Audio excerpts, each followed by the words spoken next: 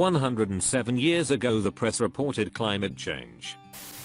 A few centuries. You underestimate my power, plants. Well, they couldn't have known today's population and emissions.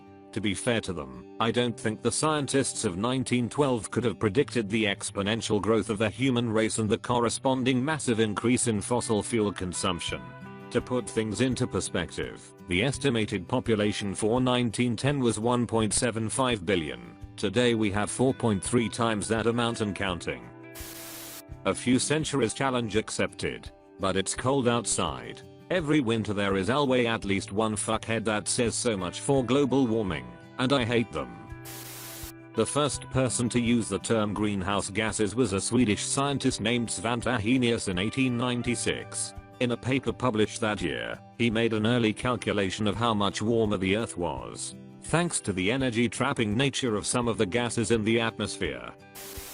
No matter how long you live in denial, facts stay facts. The beauty of science. Priceless. Every lie we tell incurs a debt to the truth. Sooner or later, that debt is paid. Not great, not terrible. It's almost like we are taught the greenhouse effect in grade school. Very simple science, somehow also a grand conspiracy. It's not that it's some magic conspiracy, it's that we A. don't concretely know how bad it's going to be. B. don't know the best way to fix it. C.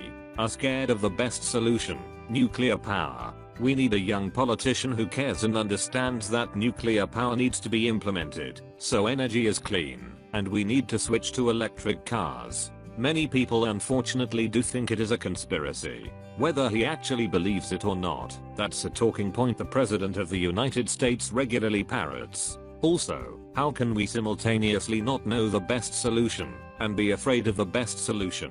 My point was more that this is an issue of simple science and people are still arguing over its existence. It matters less about pushing for nuclear versus renewables, and more about universally agreeing it's something that needs to be addressed and fast.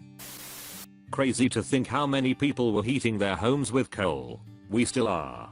Coal is burned for 40% of US electricity. I read somewhere that coal power plants don't just burn coal. It's capable of burning anything, and are basically incinerators. 100,000 people die from coal for every petawatt of electricity, versus 94 nuclear. Nuclear is truly the future. Source: 42 YouTube channel. Latest video. Edit. Source video. Very interesting. Ignore clickbait title. And world leaders still manage to deny it. For fuck's sake. There won't be any money for you to hoard if there's no habitable earth to spend it on. Lol. They are all like 65 plus, they don't give a fuck. They'll be dead for a couple years before we start feeling the issues from global warming. There genuinely needs to be a law where people above a certain age can't be in charge of countries, etc. Maybe 50 is the cutoff. Oh, climate change documents have existed since the first industrial revolution. Had to write a research paper on climate change, and one source I used was from 1873, published in England.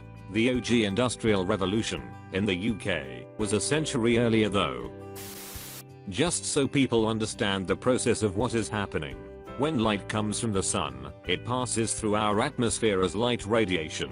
Our atmosphere does not obstruct this light. When the light heats our land and mountains, it reflects infrared light back up into the sky, and carbon dioxide doesn't let the infrared light pass through it into space, and so that infrared light/heat gets trapped in our atmosphere. This is the most frustrating part of the climate change debate. The science is so damn simple. Same input of heat, increase heat retention, warm up. Sure, we don't know for certain the details of how that will render Earth uninhabitable, but we know for certain that it will. And very new climate model that is developed reveals it's coming faster than we thought before. This is from a little country town in New Zealand. I'm from there. You folks rock. Crazy to see a 100-plus-year-old news clipping from the town I grew up in addressing an issue we are still talking about today, and on the front page. Low-key proud of them country folk. That must have been nice. To not have to worry about climate change, because the scope of its effects exceeds your lifespan. Knowing there won't be an apocalypse in your lifetime caused by it. Yep, they just had to worry about World War I. World War II, communist purges, famines, polio, smallpox, tuberculosis, toxic effects of tobacco consumption, and about every fucking waterborne disease known to man. I'd rather deal with today's political and atmospheric climate. Wake me when I have to commute in a jet ski. Might just be fun. Before airplanes, highway congestion, plastics. We had all of those things 107 years ago.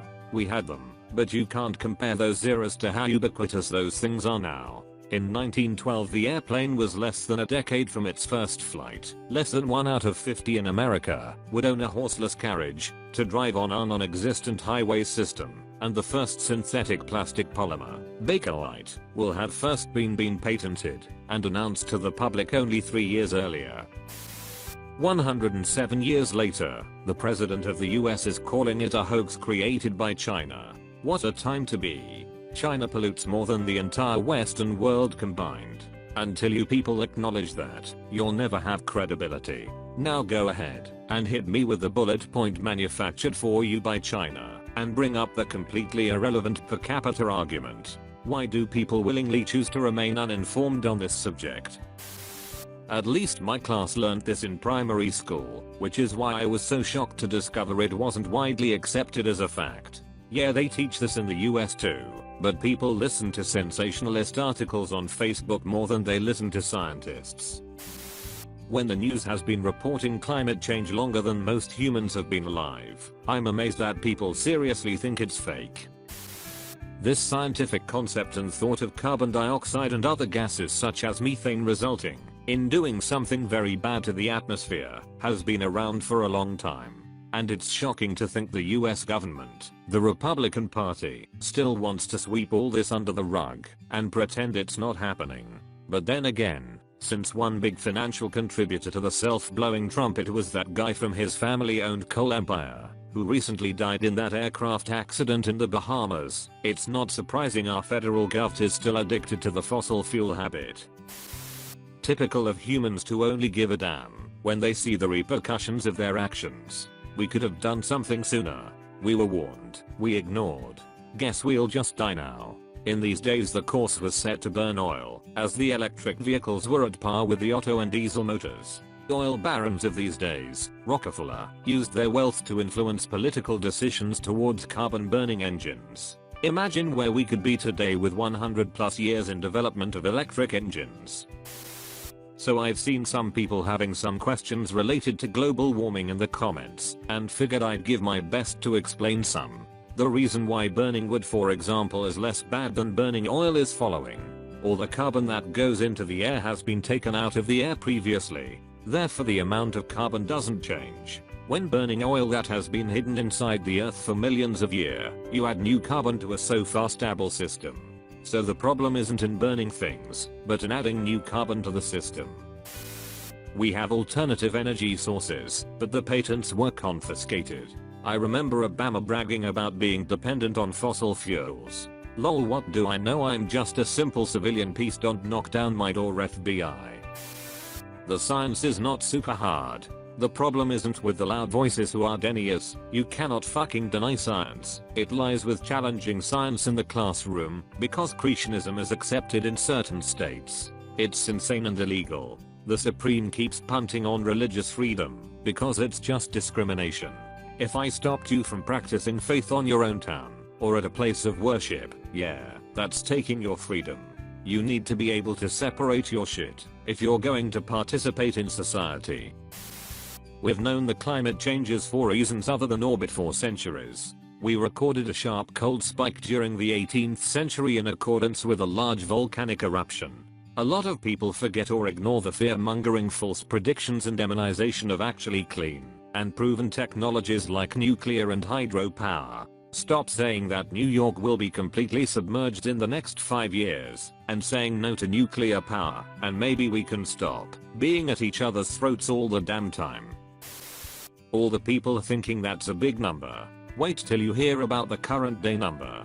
Fucking pisses me off that corporations could give so little of a fuck about our planet. But here's my theory, with that much money I'm willing to bet they have already reserved housing on Mars, and have been constructing the colony for a while already. Sounds out there, I know, but with trillions of combined dollars anything is possible. 6 years until we are at the point of no return and the world will continue to die. Damn it, I wish I believed in the rapture still. Thanks for watching this video. If you already subscribed, thank you very much. Public daily new videos, you can check previous videos.